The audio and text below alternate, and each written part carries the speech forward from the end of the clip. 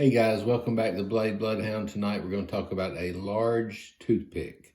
This one was made by Bear & Son. They're out of Jacksonville, Alabama. So it's a USA brand. Actually, they're probably one of the few places around that make knives in the US now. It's a cool factory. I've been there. I go to their annual sale every year. I go through all that stuff. This one, I don't think I got there at the sale. I think I got this one probably at a flea market or something. I'm not sure where I got it really. But anyway, it's a great knife. And let's go take a look at it and I'll tell you more about it. All right, guys, let's take a look at this bad boy. So I was looking at this one a while ago. Now, one thing I don't like on Bear & Son, and when I say I don't like, I don't mean in a bad way, but they really don't. They used to date their knives years ago with dots and like a dot system, but a lot of the newer ones, they do not date. So you really don't know when it's made unless you are the one that bought it and know that that was the year it was made. But let's take a look at it. This is a large toothpick. We did a small toothpick the other night. It was a case, I believe, a tiny toothpick. But this one, I liked it. I like the color red. It's got a red bone. Now their jigging to me looks okay. It's not the coolest jigging in the world on the bone, but I mean, they probably could have done better just leaving it smooth, but I don't know. They do all right. I'm sure, it's done on a machine, so it's not like somebody's out there custom putting them on one at a time, but I just always thought that Case does the best job at jigging bone. But it's a pretty bone. It's a red bone. So the dye job is real good on it. You can actually see all the little bone grains, I guess you can say, in there. It's kind of neat. But let's take a look at it here. See if I can zoom out as far as I can. One thing unique about this one is you notice there is a nail pull here at the top, which is the old half moon shape. And then there is a long pull here. So I would probably always pull it from the long pull, but let's see if I can zoom this here. I'm gonna just move it about like that so we can look at it better. All right, so as you can tell, remember we're talking about the nail nick. It has two nail nicks.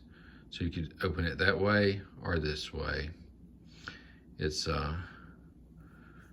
ahead and zoom in on the tang like we always do. It says Bear & Son, Jacksonville, Alabama. And actually, I was teasing y'all earlier about how I hate how they didn't date it. But this one actually has dots there. Let's see there, 1, 2, 3, 5 dots. So I need to look at their tang stamps and I can probably tell you exactly what year this one is. So this one did have, let's see, is there a dot behind that A? Looks like, no, I think it's just 3 dots in the front, 2 dots in the back.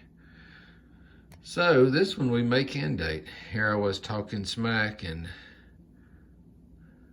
it proved me wrong, but that happens in life a lot. So let's take a look at the blade. It's a large toothpick, very unique blade. I like how it looks. I kind of like the double nail nick. That's what's unique about it. I mean, this blade's a standard like clip blade, but you don't see a lot with the double nail nick there. Let's go ahead. Oh. Let y'all hear the snap. I know everybody likes to hear snap. That's become a thing lately.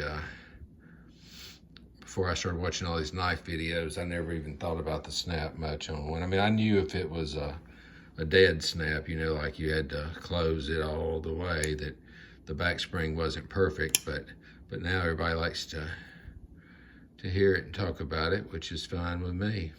But it's got a good snap. It's a good size knife. I don't carry toothpicks much. I carried a small one for a while just to try it out, and it was very useful, but it's a good knife. I want to say that I don't remember the history, but They'd acted like toothpicks were like a self-defense knife back in the day, or I had read that somewhere.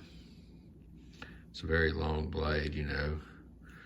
Go right in somebody. Some people call them Texas toothpicks, but this one I just call a toothpick. When I close it, good snap, y'all heard that. So don't stick your finger in there, you'll be sad. The shield on this one says Bear & Son, has a bear sitting, I guess it's sitting on top of a cliff, that's what it looks like to me. But Bear & Son, they usually do that one pin right here, and I guess they glue the handles. Now, I guess they misused some good glue because I've never really seen one with a handle coming off or anything, but you always can tell. Sometimes when I see a knife and I see that one pin, I know it's gonna be a Bear & Son if it's a good looking one. I do like the bolsters are silver. Well, there's a pin right there holding the bolster, but so they're not gold or anything. It's kind of a silver and red look. But it's a cool knife. Good size, good weight. Again, you can pull it that way, that nail nick. I would always do the long one probably. Well, I don't know. Actually, it was kind of more comfortable pulling it that way. But I don't have long fingernails, so, you know, if you got little stubby nails, maybe that's for people with short fingernails. But it's pretty cool. Actually, you could probably pinch it. Well, yeah, I guess you could, but I'd use the nail nicks. Anyway, guys, hope you liked the video. Again, it's a Bear & Son. They're made in Jacksonville, Alabama, which is probably 60 miles from where I live. So if you've never been to their annual sale, it is pretty cool. I say go. Definitely look at all the knives because they do overruns that they'll sell there, but they also sell ones that are seconds. So you want to go through everything, make sure everything's clean. Last time I went, I looked at probably 120 knives out of this one batch that I wanted, and I'm kind of picky, but I would find something I didn't like. So anyway, I didn't buy one that time, but it's a cool place. I did buy a knife case there, so that was kind of neat. But good back spring here, brass liners, pretty red bone. Can't go wrong, guys. Another good USA knife, and it's made pretty close to home, which makes it a little more special to me. Anyway, like, subscribe, tell your friends. Got any questions, comments? Leave your comments in the comment section. If you want to email me, it is bladebloodhound@gmail.com. Talk to you later.